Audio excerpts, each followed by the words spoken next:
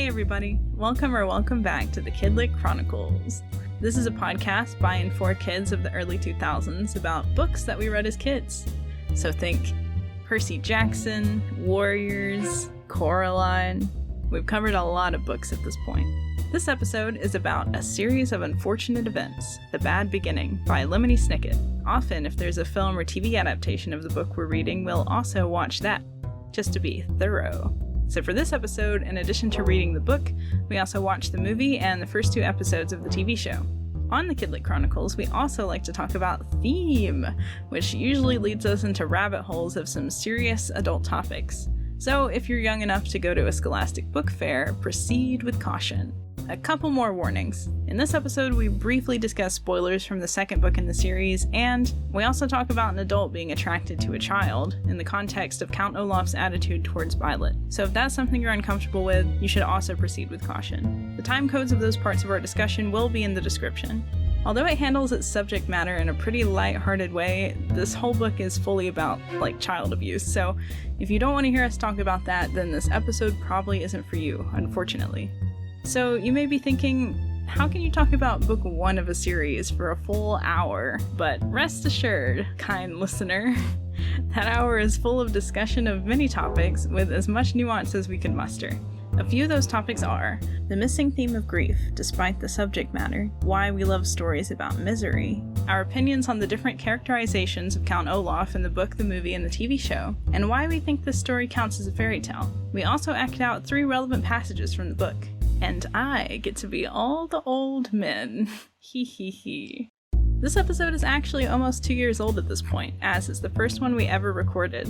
Chelsea will also explain this in the old intro, but this podcast started as a class project and grew into something that we're still doing 2 years later. We originally released the episodes on audio-only platforms, but we're going to start releasing them on YouTube too, starting with this one. As YouTube is famously a platform for visual media, I drew a little background image to add some visual interest. For even more visual interest, I've also hidden some little symbols around the scene for you to try and find. For this episode, I hid 5 VFD eyes, which is that little eye symbol on Count Olaf's ankle. I tried to be clever with a couple of them, so if you find them, write, "I see what you did there" in the comments. I'll also add some visual aids for certain parts of our discussion, but really, it's a podcast. Feel free to just leave it on in the background while you do something else. As this episode is the first one we ever recorded, we hadn't quite figured out how to have the best audio quality. And in the years since, Chelsea and I both got new microphones. Nikki's audio quality has mysteriously been consistently good this whole time. But all that to say, please bear with our nasty mic quality, and stick around for the meaty and flavorful discourse. Our theme song is by the talented Ella Rowan, who you can find at Ella Rowan Sound on Instagram and Twitter.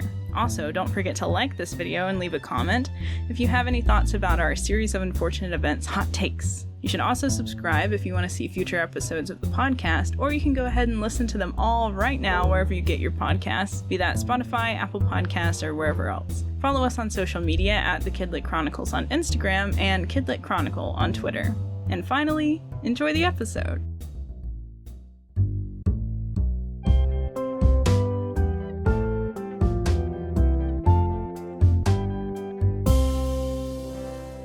Hello, everybody. Welcome to the podcast, Kidlit Chronicles.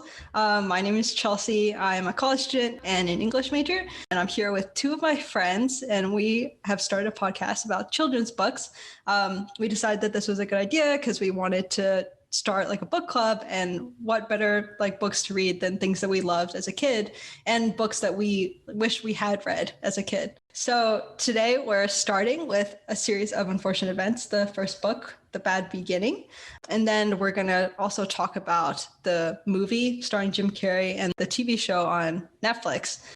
So first, I wanted to have you guys, my fellow co-hosts, introduce yourselves. Okay, hi, I'm Nikki and I study creative writing. Hello, I'm Hannah and I'm an animation major. All right, awesome. Nice to meet you guys for the first time. So first, I just wanted to give a little context on A Series of Unfortunate Events if you guys haven't read it before, because I haven't. This is my first time reading the first book, and this is also Hannah's first time reading the first book. So it is written by Lemony Snicket, so it says on the cover, who is really Daniel Handler, who's born in 1970 and lives in San Francisco today. He writes all of his kids' books under the pseudonym Lemony Snicket. A Series of Unfortunate Events is a 13-book series. Each book also has 13 chapters. Fun fact, very unlucky. Oh. And it follows the various misfortunes of the Baudelaire orphans as they're being chased by their evil relative, Count Olaf, who's trying to steal their fortune and places them in great danger every single time. It takes place in an unnamed city in a very vague-ish time period. Seems to be kind of like 20th century Victorian-ish. The first book was published in 1999, and the last book was published in 2006.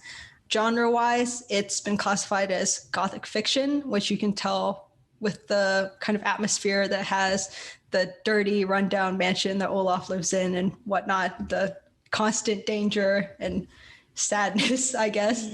And it's also been classified as Gothic satire, which is kind of poking fun at all of that stuff, which I think we can definitely see and we'll talk about. So the movie came out in 2004, and then the Netflix TV adaptation came out in 2017. And all of this is evidence to say that, you know, this book series is super, super popular.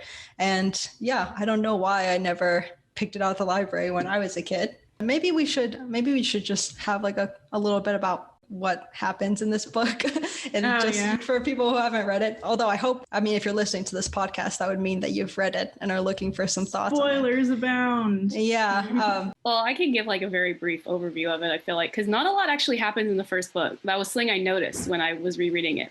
Yeah. But anyways, yeah, it's basically like the three kids, their parents die in a fire that like destroys their home, and they end up in the care of like this evil man named Count Olaf, who claims to be their distant relative.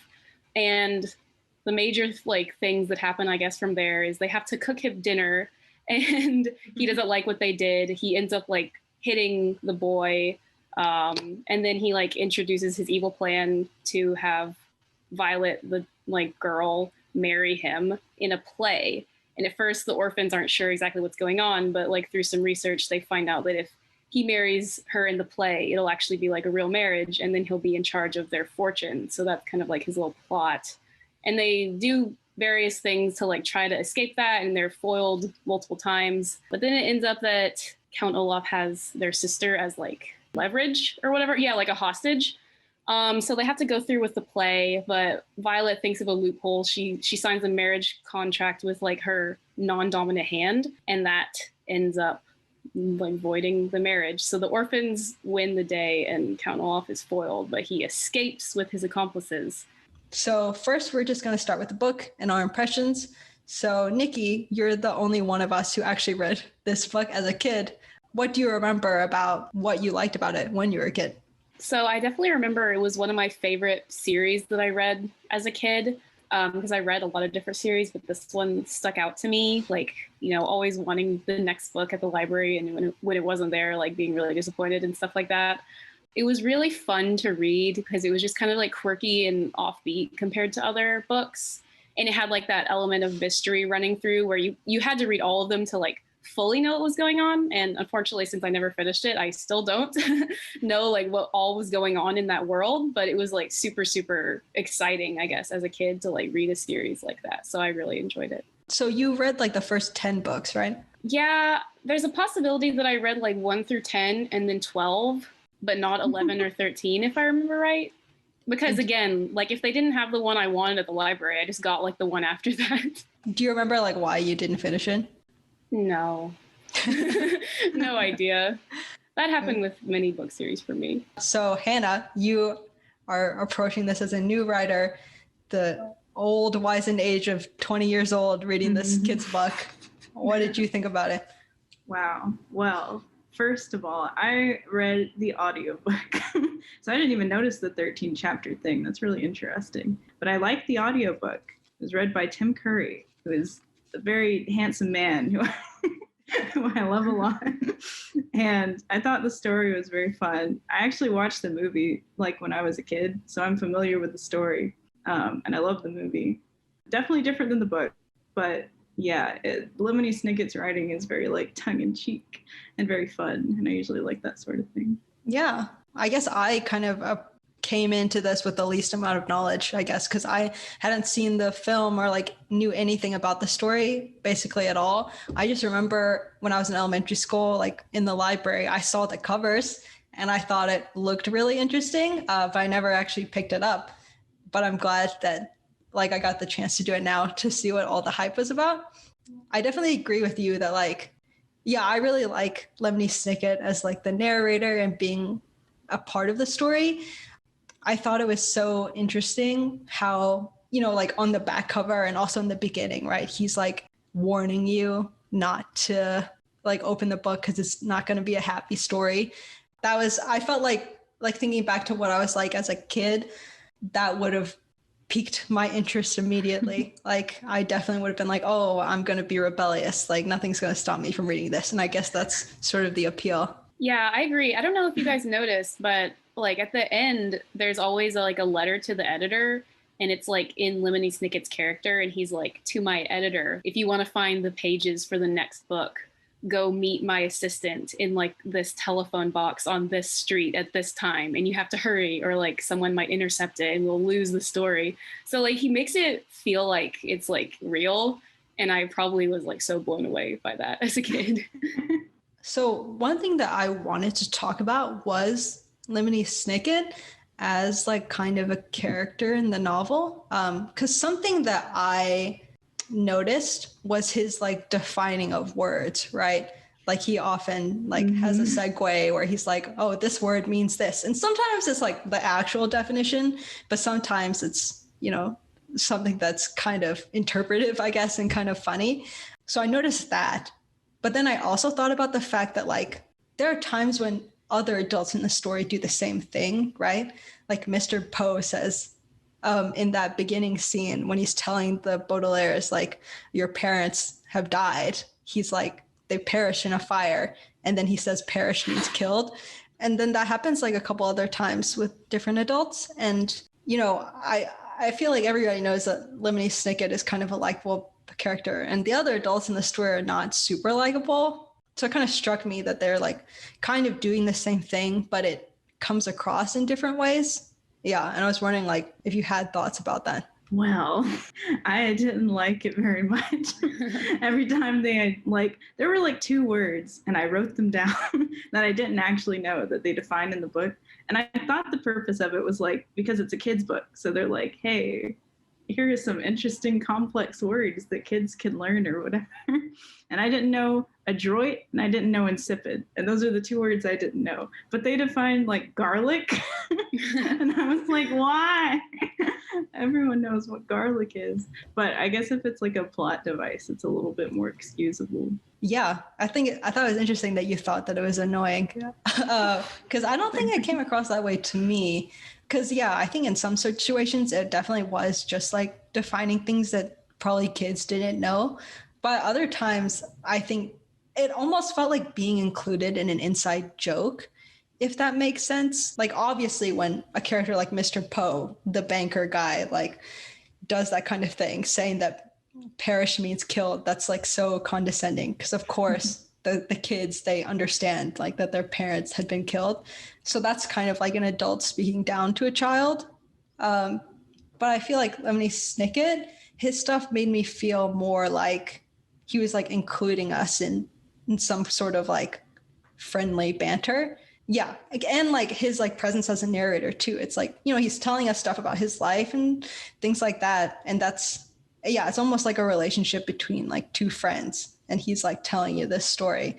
Yeah. And I felt like the definitions were kind of a part of that. I agree. And one thing I'll add about like when the kind of clueless adults like do the definitions, to me, that kind of felt like, and I think this is the thing in other children's books, it's like trying to make the kid feel smart or like good about themselves. So like when Mr.Poe like defines a very basic word and like the Baudelaires already know it, but also probably the kid who's reading it already knows it. And that makes the kid even feel like elevated above like Mr.Poe and above like, and it makes them feel like on level with adults almost. So it's kind of like, I don't know exactly how to word it, but just like giving the kid like that kind of like, haha, like I'm smart, and like making them feel like they're like part of it, like you were saying. Yeah. I think there was a passage that I was thinking about looking at where this happens. Mhm. It's like the scene where they go to Poe at the bank. So this is like where they're trying to like reach out for help because Count Olaf is literally like abusing them, and then it doesn't go as planned, right? So Yeah. I want us to play the parts, just Yeah. much like Count Olaf and his acting troupe. We can.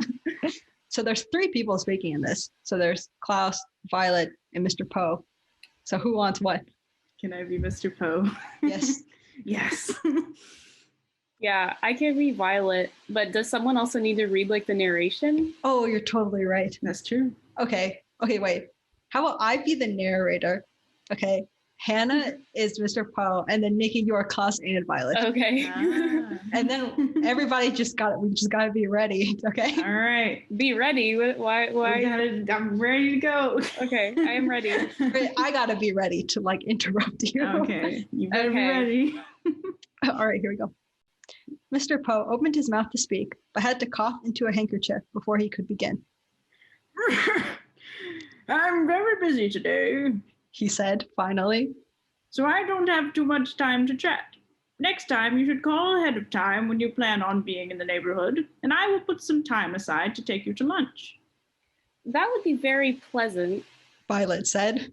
And we're sorry we didn't contact you before we stopped by, but we find ourselves in an urgent situation. Count Olaf is a madman. Klaus said, getting right to the point. We cannot stay with him. He struck Klaus across the face. See his bruise? Violet said, but just as she said it, one of the telephones rang in a loud, unpleasant wail. Excuse me. Mr. Poe said and picked up the phone. Poe here. He said into the receiver. What? Yes. Yes. Yes. Yes. No. Yes. Thank you. He hung up the phone and looked at the Baudelaires as if he had forgotten they were there. I'm sorry. Mr. Poe said. What were we talking about? Oh, yes, Count Olaf. I'm sorry you don't have a good first impression of him. He has only provided us with one bed. Klaus said.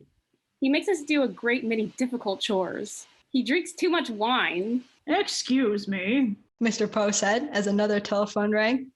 Poe here. He said.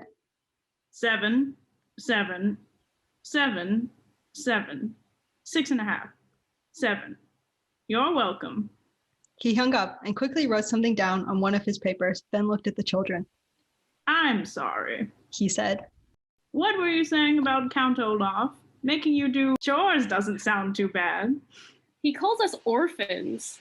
He has terrible friends. He's always asking about our money. Coco. This was from Sonny. Mr. Poe put his hands to indicate he had heard enough. Children, He said.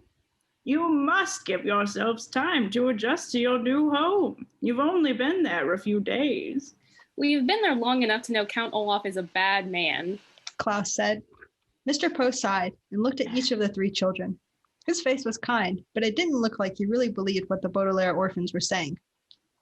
Are you familiar with the Latin term in loco parentis? He asked. Violet and Sonny looked at Klaus. The biggest reader of the 3, he was the most likely to know vocabulary words and foreign phrases. Something about trains? He asked.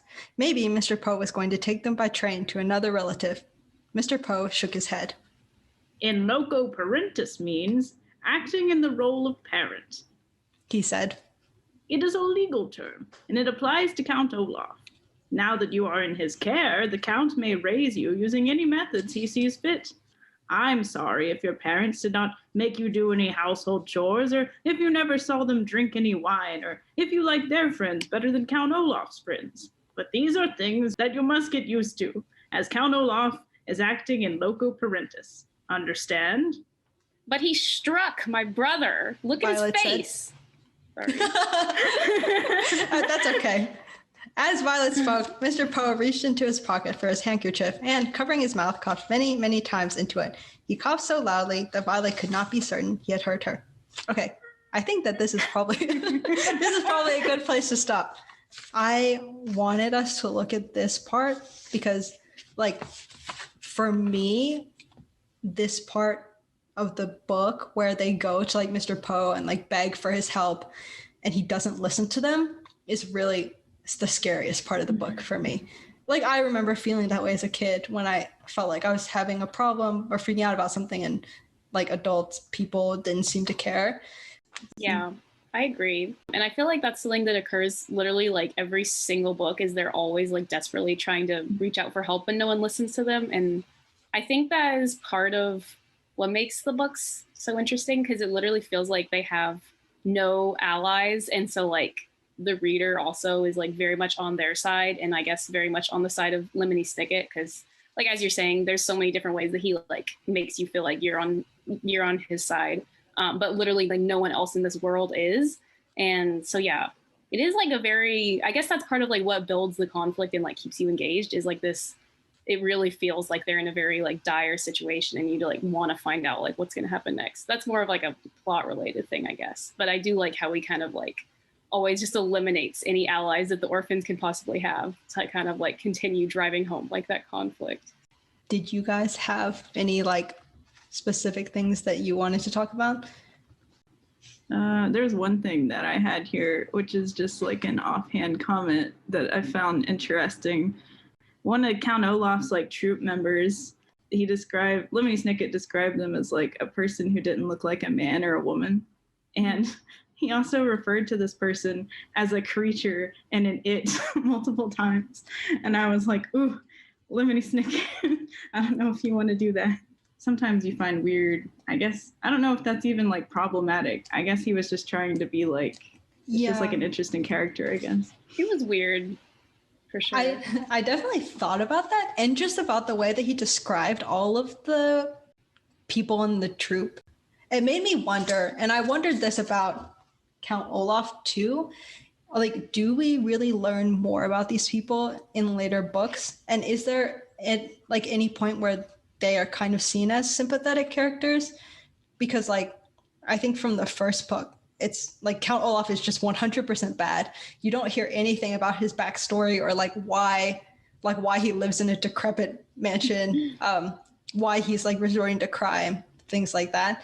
And then like the orphans are very good because, you know, they just lost their parents and they're just trying to survive.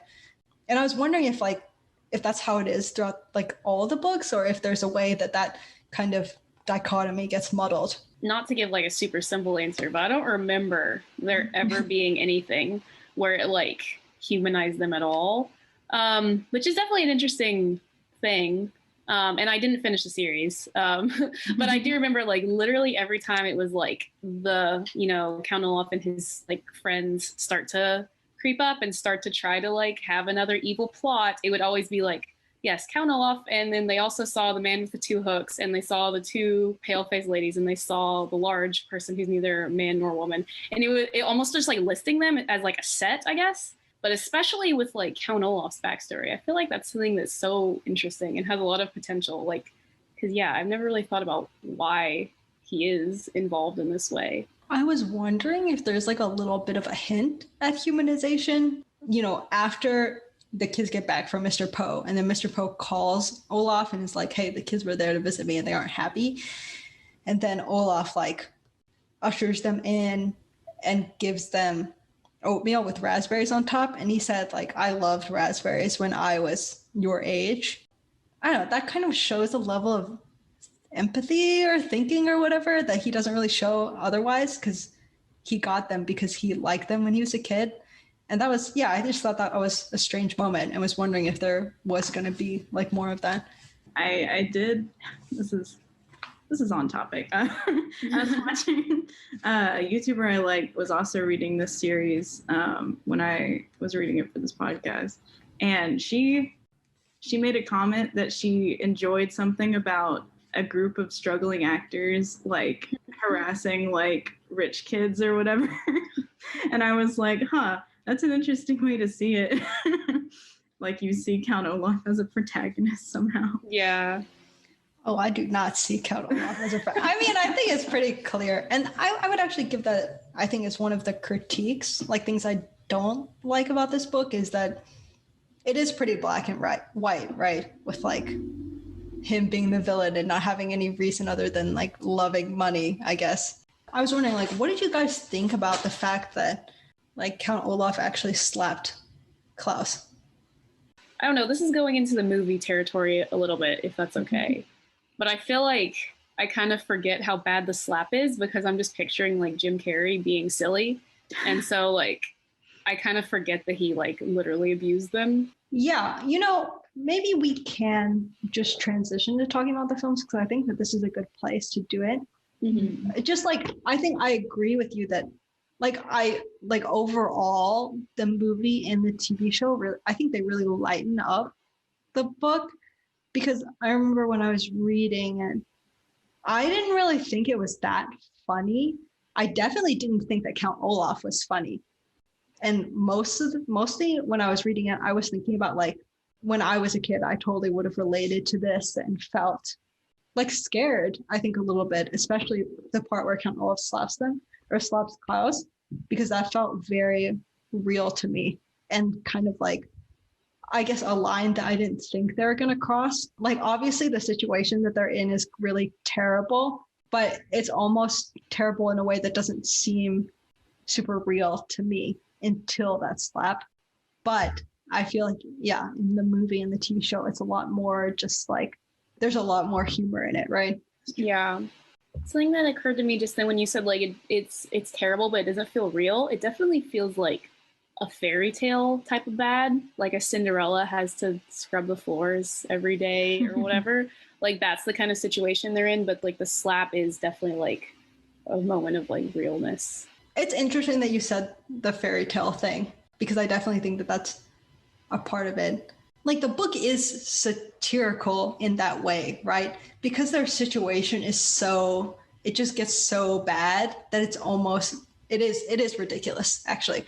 So I think, the book is kind of making fun of those kinds of stories where it's like, oh, the main character is in such an awful place and they're basically just treated like dirt and it's so horrible. So it's like making fun of that, even at the same time that does feel kind of real. But like the thing that I thought about the movie, it just like put all of that into overdrive. Like I think both of the adaptations made it much more clear that it was satire with like Jim Carrey's over the top acting and like the jokes in the TV show. And like Neil Patrick Harris, he even says something in the TV show that was like when they're scrubbing the floors in their room, he comes in and is like, it's time for the ball. Or whatever. So like that was definitely a reference to Cinderella. Yeah. Something else that I just remembered from like the movie is it actually starts with like this weird, like, I don't know if it's claymation, but this weird animation of like this happy little elf village. And it's like this elf comes out of his house and is like singing and dancing in the forest. And then all of a sudden it's like the lights cut and then Lemony Snicket is like, this is not that kind of story. So it's actually, yeah, I like how you said it puts like the satire element into overdrive. Like it really does. And that's like a huge difference between the movie and the book, I think. In my notes for the book, I wrote misery porn ? Because I think that's what it is. Yeah, that's definitely true. And like, that's another part that I was questioning. And I talked to you guys a little bit about like how much is this book actually trying to deal with real pain and how much is it really just like using it as a source of entertainment and like making fun of it? Like what I was referring to before was like the fact that their parents died, right? But they don't really like talk about it. Like it's not really a big part of the plot, right? There are very few moments in the book where they actually reflect on what their parents were like or how much they miss them, even though there is a little bit.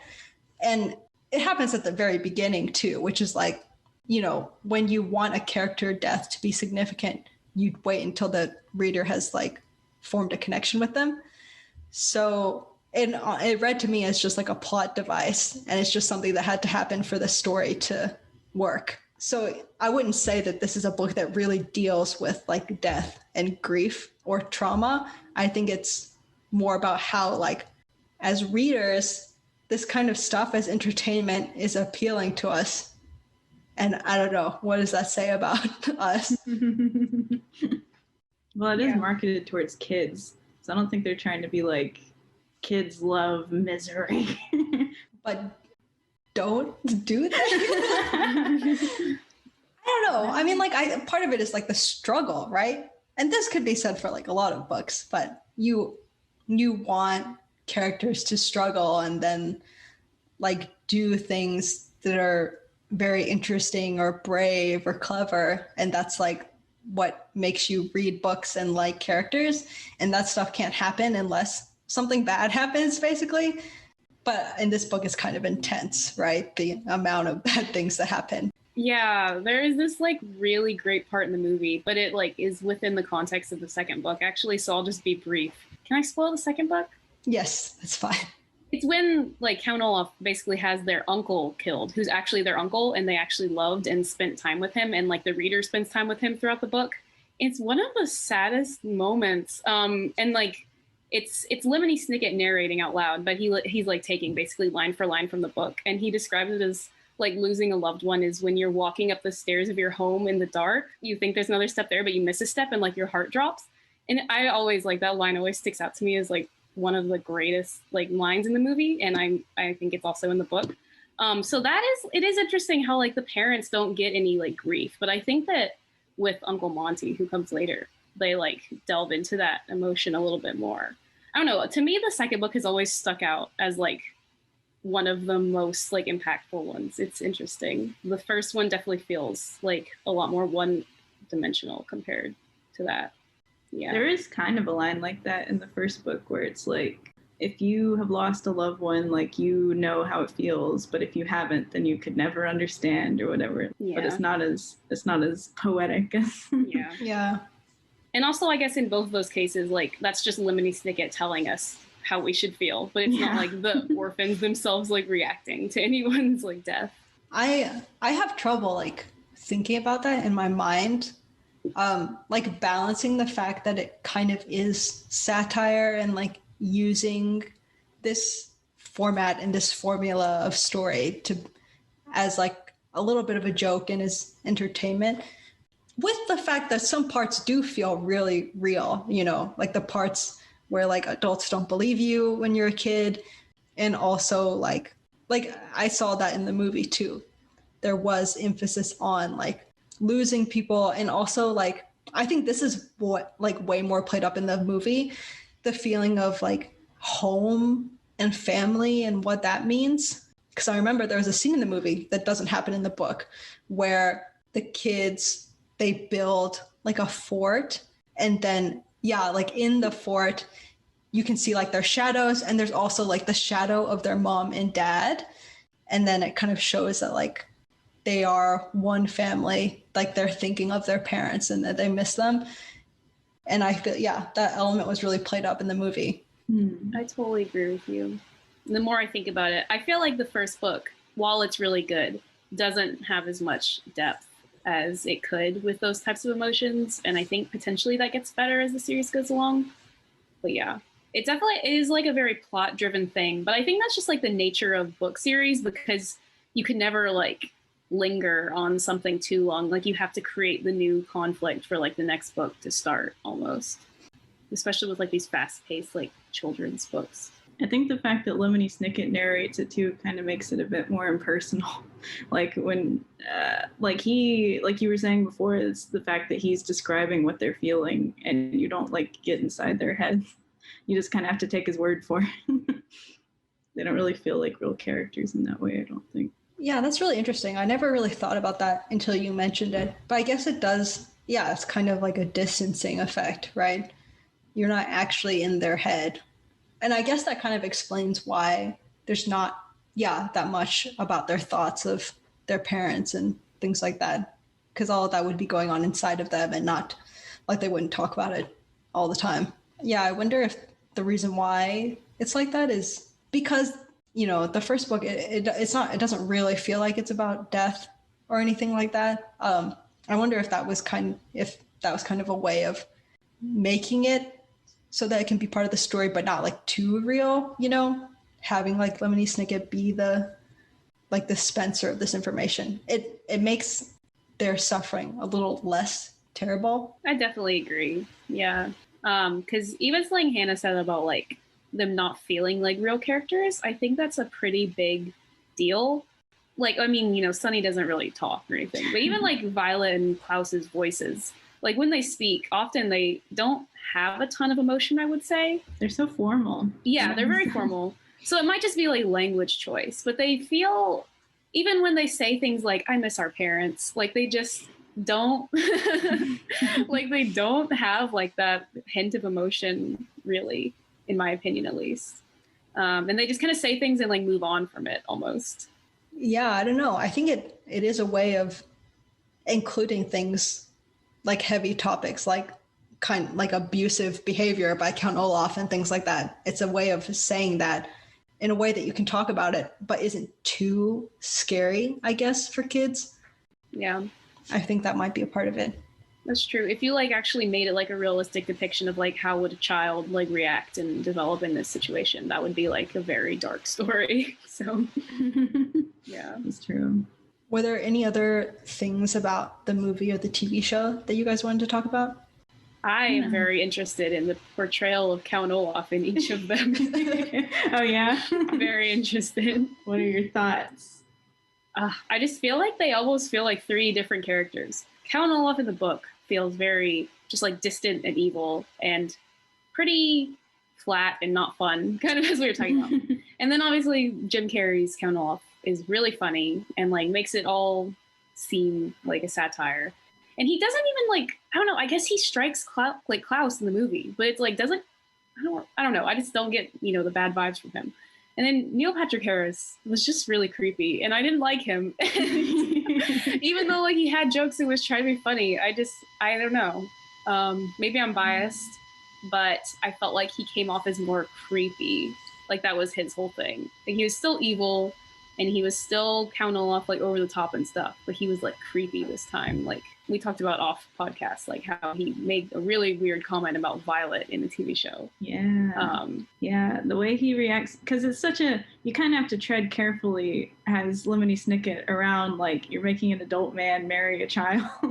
How are you going to portray that in a way that's not, like, absolutely vile and disgusting?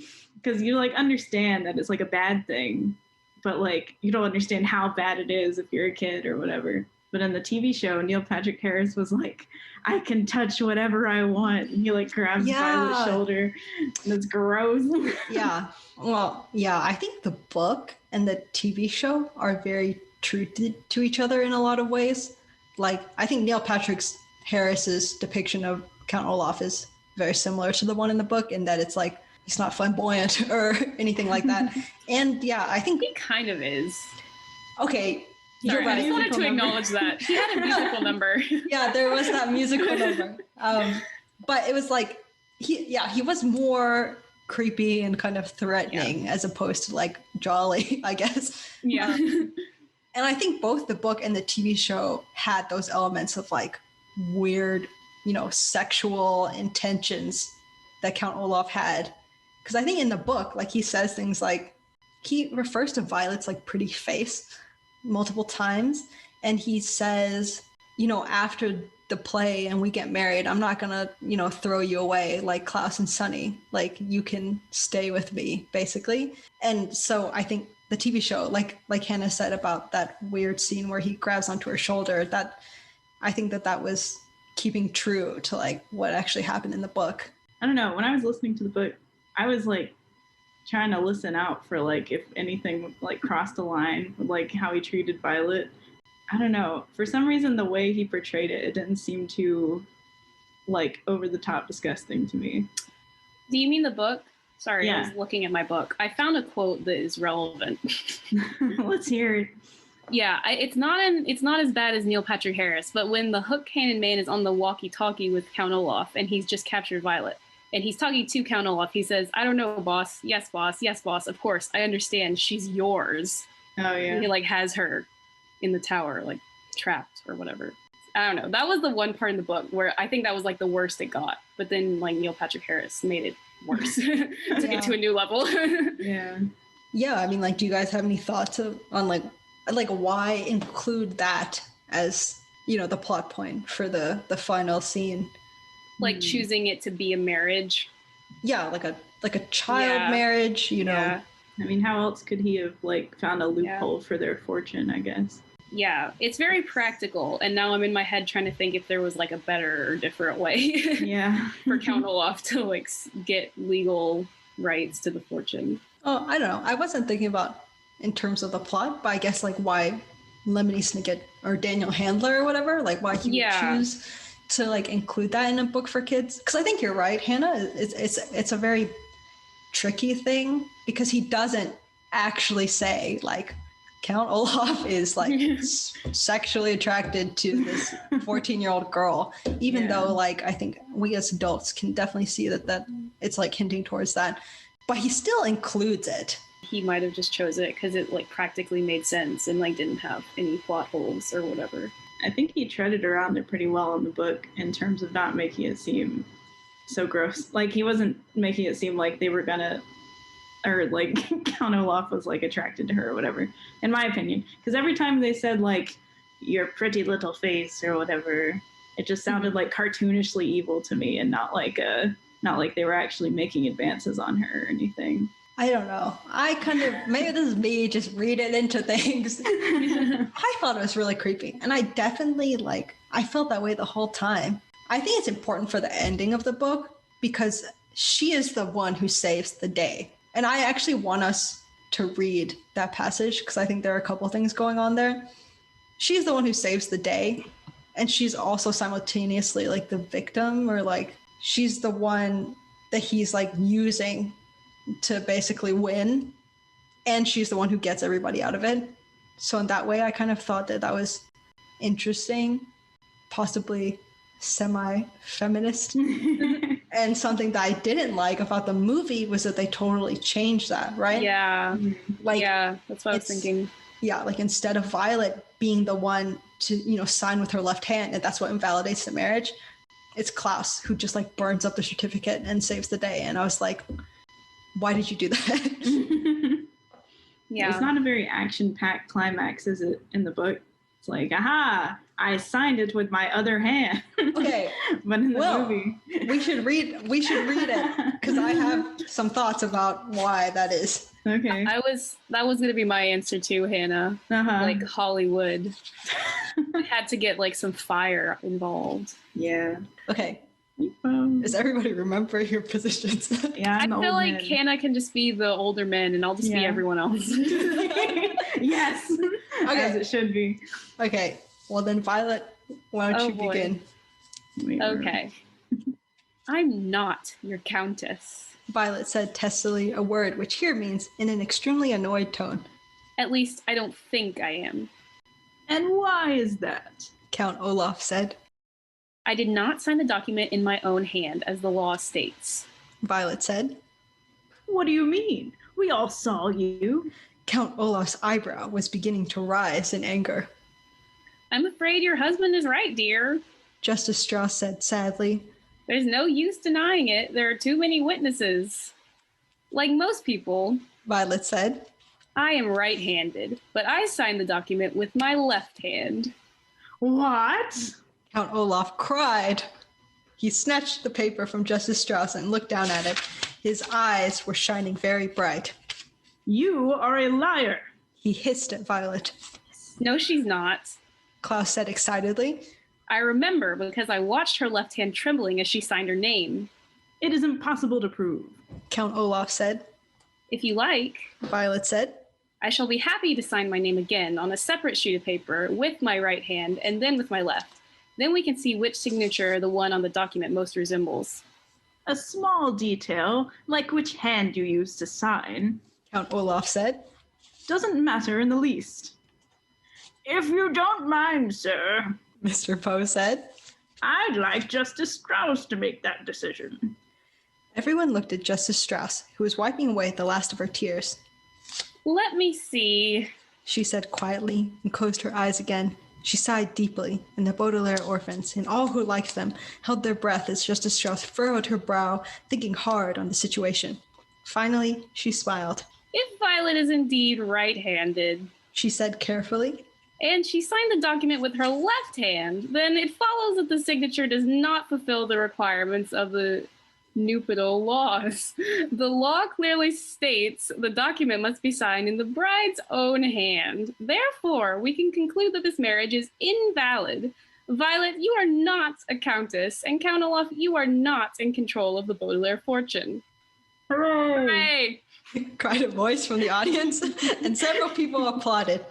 Unless you are a lawyer, it will probably strike you as odd that Count Olaf's plan was defeated by Violet signing with her left hand instead of her right. But the law is an odd thing.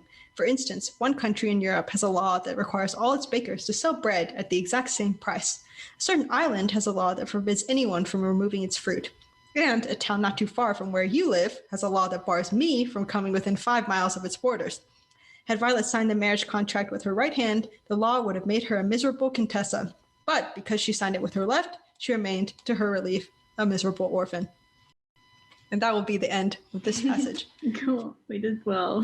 But yes, so this is how he's defeated in the book, right?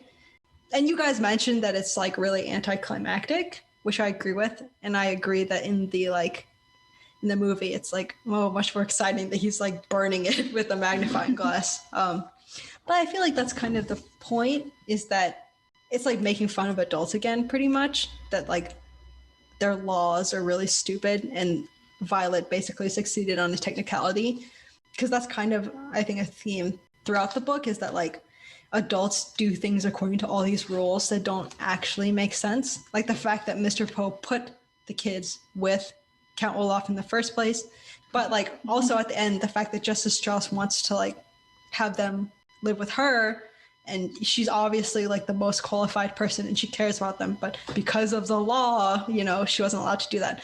So the fact that Violet was able to use it, and that's very empowering for kids, but it also just shows adults are really ridiculous.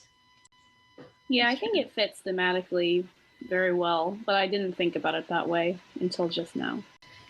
Yeah, so I feel in the movie it's lost, because he just burns up in the air the certificate. But they kept it in the TV show, which was nice. Violet tried to do that in the movie, but then Count Olaf noticed and threatened to release Sunny, and so she switched hands.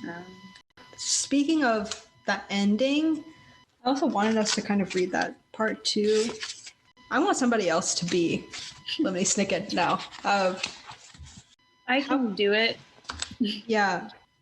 The Baudelaire orphans piled into the back seat and peered out the back window at Justice Strauss, who was crying and waving to them.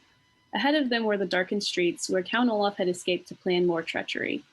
Behind them was the kind judge, who had taken such an interest in the three children.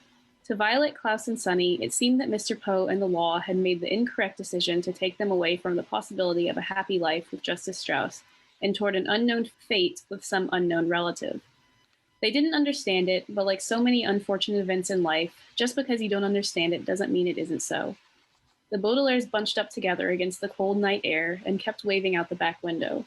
The car drove farther and farther away until Justice Strauss was merely a speck in the darkness, and it seemed to the children that they were moving in an aberrant, the word aberrant here means very, very wrong and causing much grief, direction. And apparently I don't know that word either.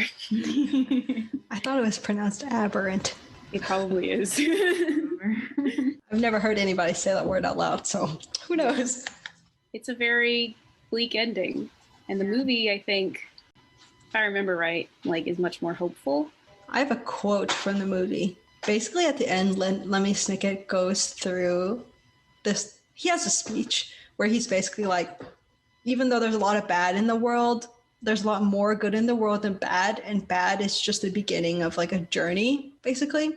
So he says all that stuff, and then I think literally the last line is the Baudelaires were very fortunate indeed. So that was a lot of editorializing. And then, we talked about, before this podcast, the TV show, it ends with a glimpse of what seems like their parents still alive. So that's very hopeful. Oh yeah, but I will argue that the movie also ends with a glimpse of their parents still being alive when they receive the letter. But I guess that's more, it's more vague. Because in the TV show, it literally has actors playing their mother and father. Right. That was weird. Yeah. Something else we talked about that's like related though is the like in the TV show everything feels like more hopeful because they have all these allies, and then like you said, it very clearly like shows that their parents are still alive. So it's like you know that someone's watching out for them, whereas you don't get that at all really in the book or the movie. And I think that like shifts how you view it a lot. Yeah. Well, I mean, like, which ending do you guys like better? I don't know. It's kind of different because the movie is a self-contained thing, and it contains two of the other books as well, like with the characters from those books and the plots from those books. So it kind of has to end hopefully, otherwise people will be like, there's gonna be a sequel. And in the books there is a sequel. There's 13 sequels. So it's like it kind of has to end on a cliffhanger where it's like, and more bad things will happen. And the TV show too, it's serial. So like, well, the movie was designed to be a series of movies too. Like each, yeah, like, well, they stopped after the first one. I'm not sure why, but it was supposed to be like each movie is going to have like 3 or something books. That's interesting. Okay, so with that in mind, like you can assume then that like the choice to make it positive wasn't like an intentional like change from the book. And I think I liked that. I mean, it made me feel good, but also it is like, I like how it has like these moments where you kind of like take a breath and step back from the sadness, because I just feel like that's very true to life. Like when they were in like transport to the next place, at the end of the movie, like they still can like step back and like take in their situation and be like, we're okay, we have each other. And it's kind of just like the moment when they're living with Count Olaf where they have like that nice little moment where they remember their parents. It's just like these breaks from, I guess, like we were talking about before, just like the constant awful stuff. I think that that's really smart to have. So I liked that ending of the movie a lot. Yeah, I don't know how I feel about it. It's a very sentimental, right? Maybe I'm just sentimental. Yeah. I mean, yeah, like I felt even in the movie when they had that scene with their parents, it was really sweet, but I was also like, okay. I don't know. I found myself like thinking about this book and thinking about Oliver Twist at the same time. Because it's like Orphans. And if you've ever read Oliver Twist, I've only read half of Oliver Twist because I couldn't do it. But it's basically just like about an orphan who like every single chapter is just something new and horrible happening to him. And I think it's very sentimental, and it's like, oh, this poor boy and stuff like that. So I don't know if I like that kind of thing. There's definitely not very much of it in the book. I think it's more realistic to the plot of the book, I guess, that there's not just like a positive spin, at the end, because the characters wouldn't actually feel that way when they were just taken away from like the only adult that cared about them. Yeah, I don't know. I think it's definitely a thing that like adults would want to do to this story, I feel, to like make it have a happy ending in adaptations, just so like, yeah, kids watching it aren't going to be like, the world is a hopeless place, I guess. But the book, it's like showing that sometimes things don't, work out, and that's just life. And it doesn't matter if you've been like super clever or like a good person, like that's just how it is. Yeah, I do like that aspect of it where he says like, just because you don't understand it doesn't mean it isn't so. I think that's like a really valuable lesson to have. I mean, I wonder, because, like the movie and the TV show eventually, just like a disclaimer, we only watched the first 2 episodes because that covered like the events of the bad beginning. The movie, yeah, it covered multiple books. I wonder if that more sentimental stuff, like just it's more of like what happens in later books, like you said, because they deal more with like actual grief of a character. And just like yeah, harping on like the fact that they're like a family and like they have each other. That was like a lot more prominent in the way that the movie and the TV show ended. And I'm thinking like maybe that's more of like what's talked about in later books. But the first book is very just like only the beginning of their troubles. So it's different. I feel like in the fact that the narration is kind of fun and like is like downplaying their grief a little bit in the book by not like being in their heads.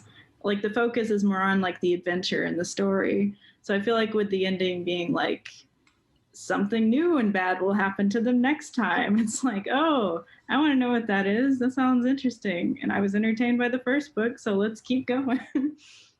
It's more misery porn. Misery porn. Yeah. All right. Was there anything else about the book, the movie, or the TV show that you guys wanted to talk about? Oh, yeah. I discovered that there were a lot of relatable statements in there or whatever, like parts where Lemony Snicket was like relating to the audience. He was like when they were like really upset, I guess it was, I don't remember when it was. I think it was around when they made like the dinner or whatever. He was like, you find if you cry, it can make you feel better, even if your circumstances stay the same, like stuff like that. And then there was another part where he was like, I'm sure you as well have at some point wanted to be raised by different people or whatever. And I was like, wow, it's kind of radical for a kid's book to say. Like, oh yeah, didn't you say this book is banned in some places or something? It's what's called a challenged book, which is like, yeah, like certain places, like certain kids' libraries or like schools or whatever have taken it off their shelves or tried to. It had an interesting trivia fact that like Daniel Handler started this grant fund thing for librarians. He set up a prize in 2014 for librarians standing up to adversity, which meant like challenging bans on books. So he was very aware of the fact that there's some themes or whatever messages in this book that adults don't want kids to hear. So you think it's because of being too real? Yeah, maybe. I don't know, just that one line, I was like, I can see why some parents would be like, how dare he say that? Or whatever. You should never want to leave your parents. Like that sort of thing. I don't know if that's enough, if that one line is enough to justify it being banned. I think that's a line that I didn't think about, but I guess as a parent, like, yeah, you really wouldn't. You might not want that to be in a book. But that kind of like goes along with the other big theme, which is like, you know, life sometimes sucks and is bad, even through like no fault of your own. You can't choose your parents. You can't choose a lot of the things that happen to you, but like that's just the way that it is. And you should focus on the things that are in your control. So that's kind of a message that maybe parents don't want their kids to be exposed to, that like the world is not just a happy, hopeful place, I guess. I don't know. It's such a good message, though. And I mean, when I was a kid reading it, like, I don't remember specifically what my reaction was, but I know like it didn't make me just like hate my life or like hate the world. You know, I just kind of like read it and was like, wow, look at this stuff that can just happen to you for like no reason. So I don't know if that helped me or not, but I don't know. I think it's an interesting message to have. And I don't know if I've seen that in other kids' books. I'm fine with it. If it were my kid reading the book. Okay. Well, as we're drawn to a close, what should be we want to set up a way to grade books or review the books. Yeah. So what would be the right way to do that at the end of every podcast? We could do, would you...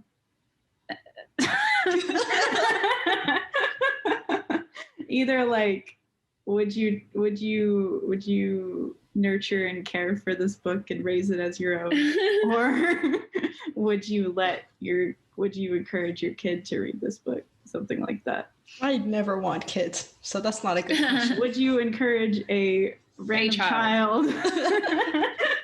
Very personable, that. Would you make this book your child? But what does that say if you say no?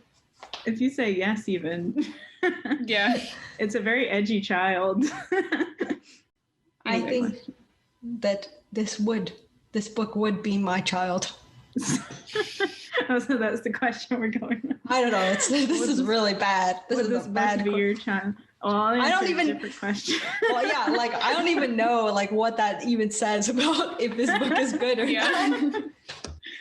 Basically, I like this book. I think it has good lessons to teach kids, and I think like even now I really relate to it, and I think it has good messages like for adults too, like especially about like bad stuff happens sometimes. That's okay. It's not your fault. You just got to work with it. I would nurture this book as my own.